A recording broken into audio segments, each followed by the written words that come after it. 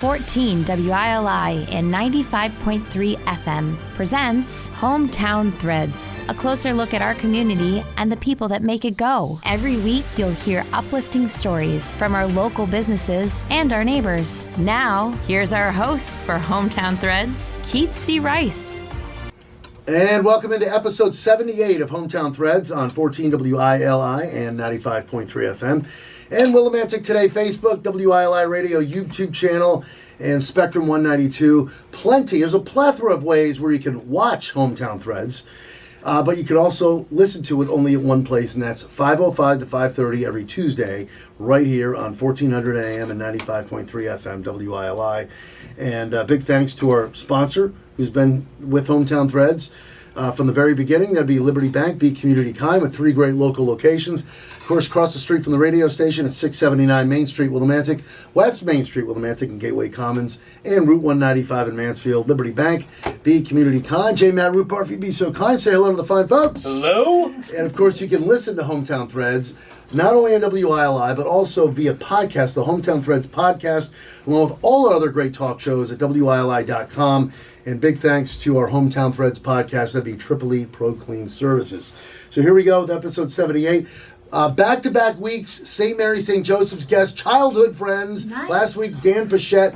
It's a pleasure to welcome in Karen Lucier. You know the face, you know the voice. She's a local singer. She's been all over. She's got so many stories to tell, but it's great to have another childhood friend in here. Karen, welcome. Thank you. Thank you so much, Keith. I appreciate it. I know you've done Wayno's show, but it's great to get you in here in Hometown Threads. And, well, right off the bat, we got to mention Karen, the Karen Lucier Band, who's been around since how long now? About 10 years now. Yeah, I thought it was longer than that. 10 years? Well, we have a band in, like, say, the 90s. We did a little tour with on Purple Tour Bus back with Kenny Chesney and Toby Keith back in the day. I didn't know this. Yeah, Xfinity. And the story starts from the very beginning.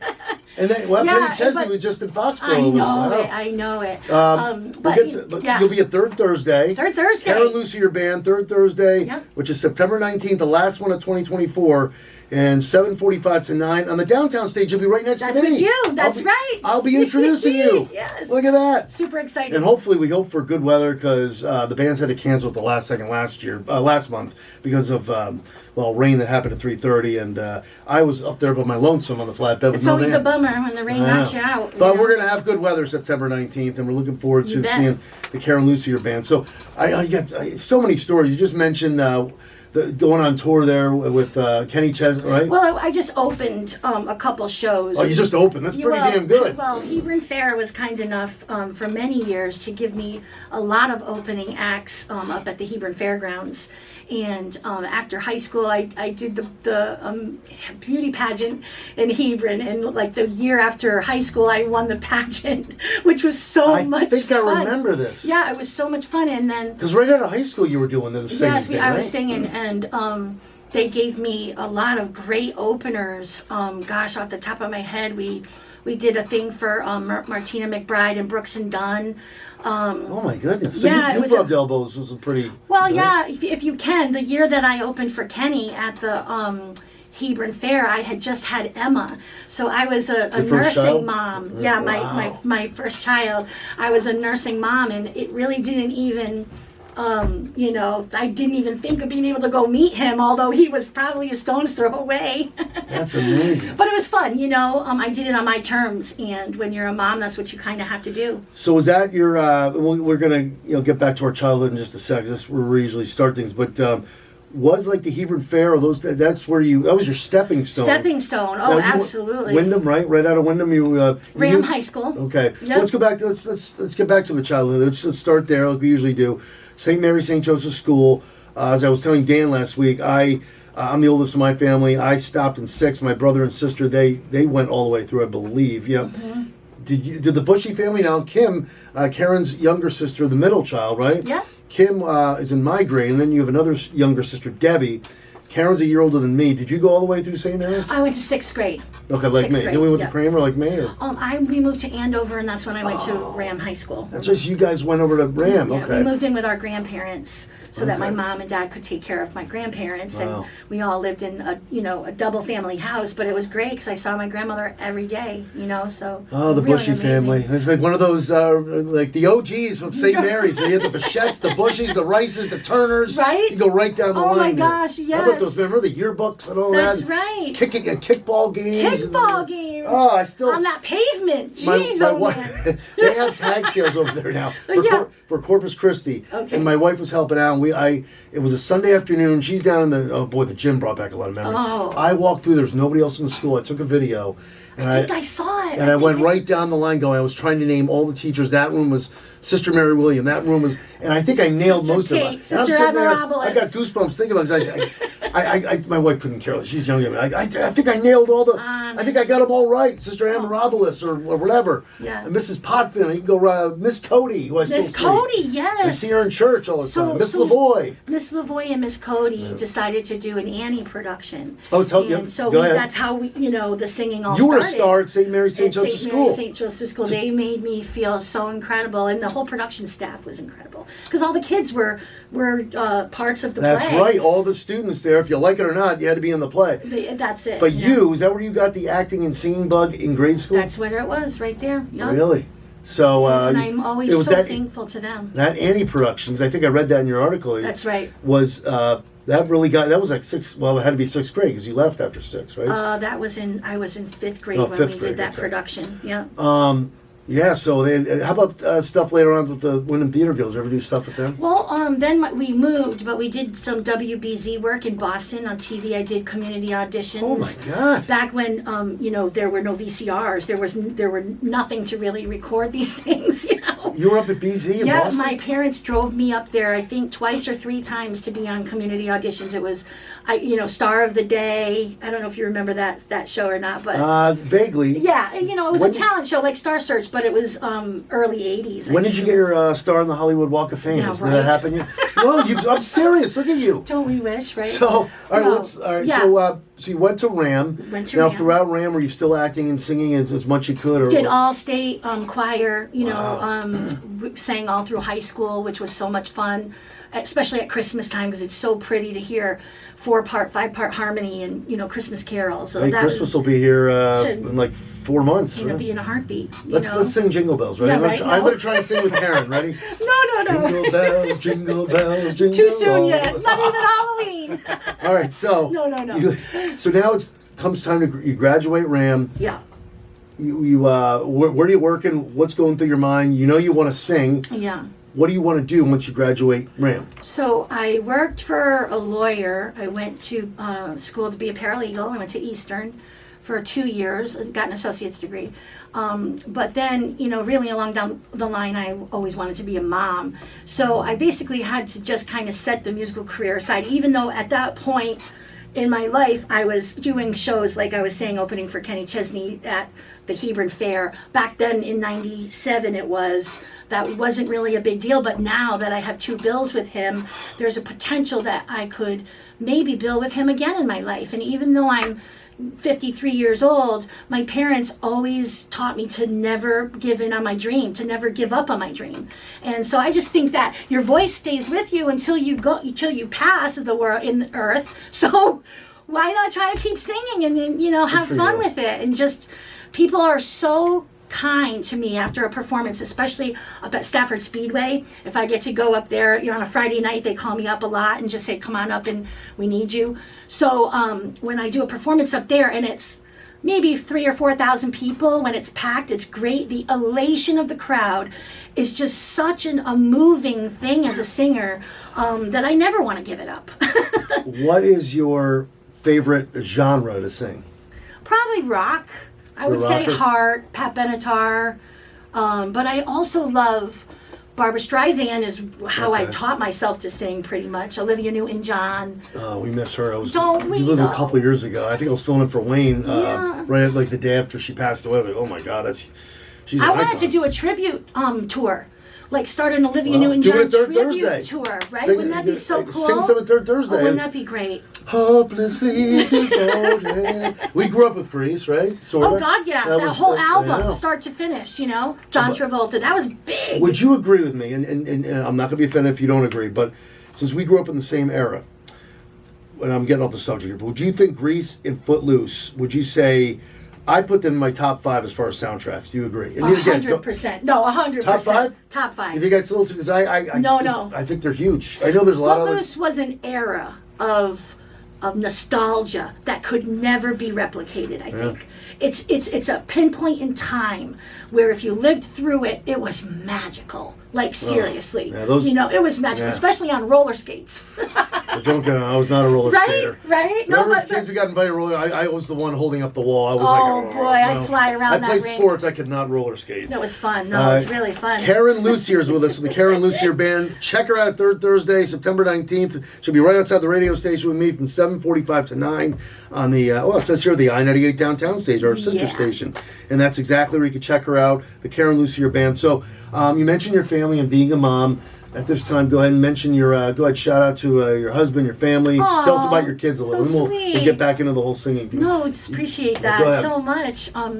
My husband Jim and I have been married for 34 years this year. We got married at right here in town, and the Polish Club was where we had our reception. And then Emma came along on 8/1. The day after I had Emma, I sang for HBO Boxing at Mohegan Sun. Are you kidding me? The day after? Day after. This My is these parents stories. drove me there. It was so much fun. I told Wayne Norman this story too. It's just so funny because when you have a vision, you don't care really what what it takes. But I had booked You that must have a gig. very caring husband. The day after you have a baby, I'm going to go sing. He was Here, not take happy care of the with me baby. that day, but he got through it. He's a trooper. So Emma and then... Emma and then Abby was born 9/9/99. Wow. So she's a 9/9/99. meant to be baby. She's a lieutenant in the Army right now in Washington D.C. And I'm sorry, what did you say Emma was doing again? Emma's a stay-at-home mom with 3 beautiful children, and she chose being a mom. You're a grandma, and too? I'm a grandmother. Isn't that crazy? Feel really old now. No, it's crazy. It's nuts. But So, okay, so I'm sorry, back to your second child, and Yeah. she's doing what again? Abby's a lieutenant in the Army. Wow. She went to airborne school, jumped out of an airplane 5 times. Oh my goodness. Learned how to do all that stuff in the Army. We're so proud of her, of course. And then just with Emma being home with the kids, it's being a stay-at-home parent like as I was. It's a full-time job in itself, to be a stay-at-home parent. And I'm hoping that maybe our new president will say, give the stay-at-home parents a tax incentive at the end of the year to stay home with their children, So, but it was a lot of fun, and I really took the music as on my terms when I needed or wanted to sing, and so I got to sing at Gillette Stadium. Let's hear all the places you've been to. Tell us some of the little stories here. Gillette Stadium, you've been all over the place. Gillette Stadium was Ajax of Amsterdam. I taught myself the Dutch anthem in Dutch. And so I called, so I'm like, who's going to call up the New England Patriots and say, I'm your gal to do your gig with the Amsterdam soccer team, Ajax of Amsterdam, because I can sing their anthem live for you. Who's knocking on your door saying that? And he goes, nobody, Karen, you got the job. Who was this to? So this was Gillette Stadium for the American Revolution, you're for the MLS. Okay. Major League Soccer. The Revs. Yeah, for the So Revs. You're talking to the person who sets that up, and you said you were kind of like just selling yourself? Selling myself. I can do the Dutch anthem in Dutch because that's what I taught myself to do. And so you did that? got Gillette Stadium. It was incredible. In front of how many fans? Probably. Well, that was it was MLS and it was new, so maybe a couple thousand. Still, but though, that's great The gentleman exposure. who was the coach for the Ajax team gave me the pin off of his lapel, and he said, "Thank you so very much for performing our anthem," because most of the time it's just a recording and it has static and stuff, and it's really nothing moving. But I really learned the Dutch anthem, and I nailed it for them. So tell us now. Again, I know you have so many great stories of where you sang the national anthem or just sang in general. Tell us the Fenway Park stories. Okay, well, Fenway Park, of course, I'm so proud of that, because nobody really believed I could do it. And a lot of people said, you're crazy. Was that the biggest crowd that you... 38,000? Actually, no. It was 72,000 at Indy. I did... You did... All right, start with Fenway, then I want to hear about Indy. I was about to say, okay, Fenway, wow, so Fenway wasn't even the biggest crowd. No, it was Indy was 72,000 in New Hampshire, and I sang "O Canada" in French. Oh my God! All right, tell us. We'll get to that. That was fun. See, I tell you, this is a show. Ernie, You should tell Ernie that this is going to go. We're just going to have to preempt the neighborhood. I'm kidding. We love you, Ernie. We're not going to do that to the neighborhood at 5:30. So, all right, tell us the Fenway stories, then tell us about Indy. So quickly, Fenway was, I had pursued both the Yankees and the Red Sox for about a decade. And then finally, I just pounded really hard. And on St. Patty's Day in 2004, I got a call from the Red Sox saying, we want you to come up and open the season against the Yankees in 2004 when they won the World Series that year. So I got so lucky to get my first game out of the chute to be against the Yankees. Because you grew up in a Yankee family, I did, right? But I really love the Boston Sox. I mean, I love all of Major League Baseball. But 04 was a special year, especially if you're a Red Sox fan. Super. Yankees fans don't want to hear about 04. Yeah, the energy was insane. It was just... Yeah, I get you. Honestly, you had to be a little nervous, and that kind of was at that point. Yeah. Wait, when was Indy? Was it after Fenway? Because was this at this point the biggest venue that you had performed at? Or? No, I did Indy first. So Indy was before that. Yeah, Indy okay, first. so you still had to be a little nervous. Red Sox, Yankees, Fenway Park. For sure. But see, with Fenway Park, there was a little thing that they had with all of the artists. Even if you were like Mick Jagger, anybody, whoever you were, you had to have an underlying track while you performed. They would not allow you to sing it live. Wow. Because there was like almost a 3-second time delay. By the time you sang your first phrase in the mic, the time delay made it so that by the second or third phrase you were singing, the first phrase would start coming out. That would screw me up. I'd be So like, everybody would mess it up. Everybody. And so that's why on the video footage you could see where I couldn't tell when they went live with my mic until boom, I had to start singing because there was a track underneath me. But I was live on the mic, so that made me happy. You must have that on video somewhere, right? I don't think I do because I don't think there was video back then. Wow, that's I don't true. know, but I know that it was so much fun. And then you went back there in 05 when the day the Red Sox got the rings with the Yankees World and Series the Yankees in rings. the park, and you did it again. Again, yes. So you must have been that good. They had you come back. They had me come back. So how many times have you sang there at Fenway? So now it'll be 5 times. 5 times at Fenway. All right, so tell us, because we got so much the Indy story. So Indy cars were the NASCAR circuit was brought to me by a wonderful dear friend, Tony Sylvester, who was a Hebron Lion for many years, and who hired me at the Hebron Lions for the fair many, many years. Tony introduced me to NASCAR, and I got to be with Tony Stewart and Jimmy Johnson, Kevin Harvick, all those guys, Dale Jr., Michael Waltrip. And so I did all the divisions of NASCAR except for a cup race, of which I only got to do practice. But still, it was so much fun because Indy called me and they wanted me to do Canada in French. They didn't have a gal to do that. In French. So I climbed up 2 stories on this tractor trailer truck in a high heel. I was shaking like you wouldn't believe. And they made me wait for like 45 minutes in the heat outside in the blazing hot sun.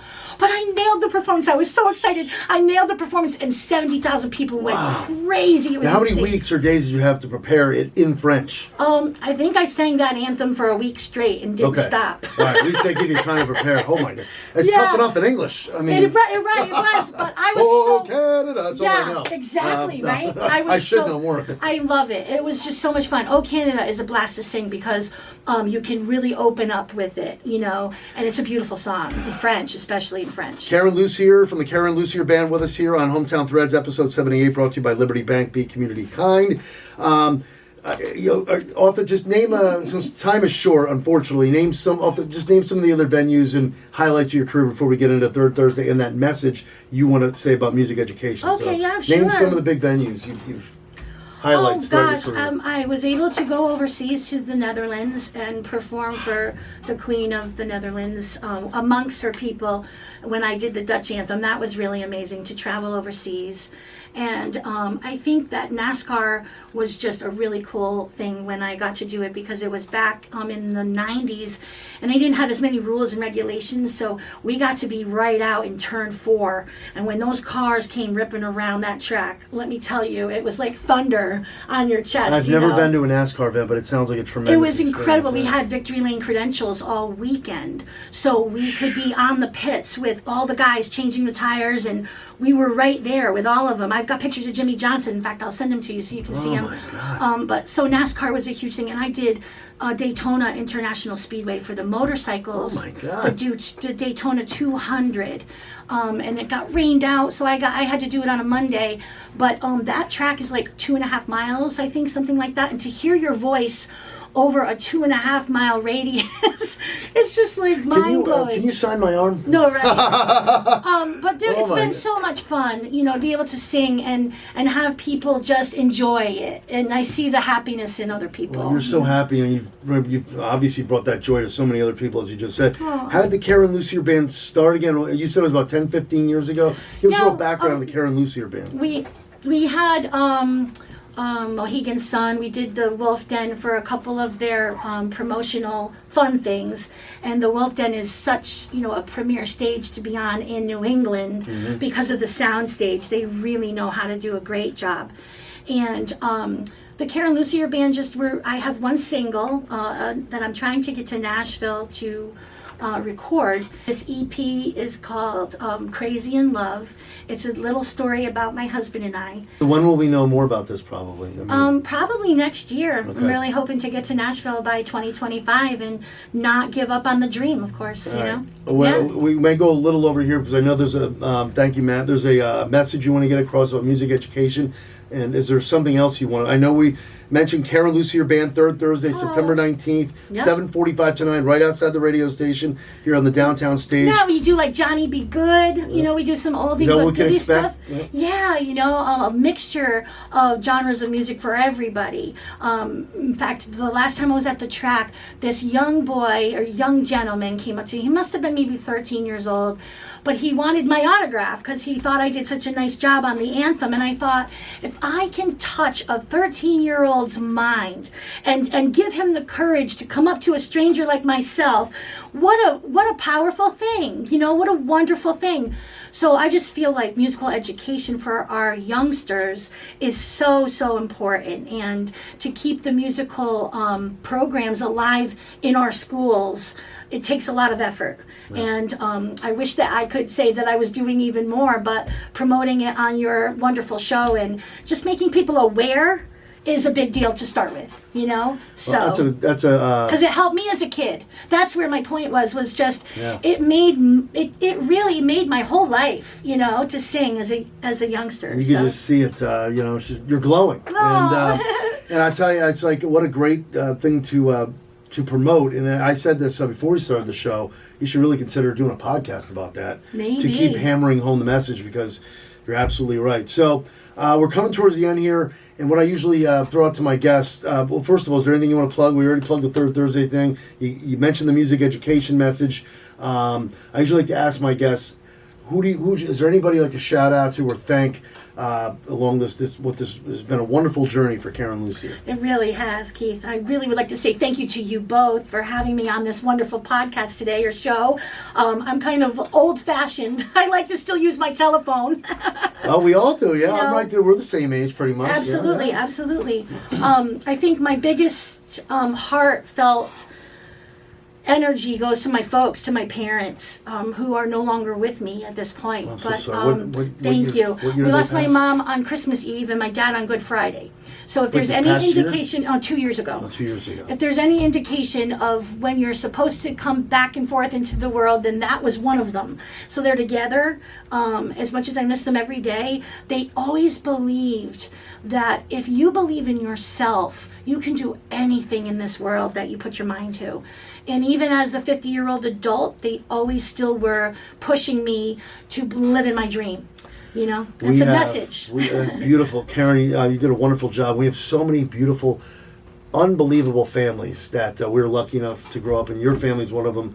I know you as a Bushy, but you're Lucier, Karen Lucier, Yeah. and I'm sure your parents are so proud of you. Thank you, And Keith. it's an honor to have you. As well as your parents. Oh, thank you. Karen Lucier for the Karen Lucier Band. I know her as Bushy. That's it. Tell Kim I said hello. I sure will. And Debbie as well. And your wonderful husband and your children. What a great story. I wish we had more time. But This is great. check her out, third Thursday, September 19th, the final one of 2024. Again, 7:45 to 9, right outside the station. The Karen Lucier Band. Pleasure. Thank you so much. Thank you, Keith. Great to Thank see you. you so much. Mwah. Thank you to J. Matt Rupar, Liberty Bank, Be Community Kind. Thank you for listening. Thank you for watching. That'll do it for episode 78. And in the words of the great Roddy McCumber, Bye for now, folks. Bye for now. And that concludes another edition of Hometown Threads. Got a story for Keith? Reach out to him on Facebook by searching Keith C. Rice or email him at krice@hallradio.net. Don't forget to tune in next week on 14 WILI and 95.3 FM, as well as the Willimantic Today page on Facebook.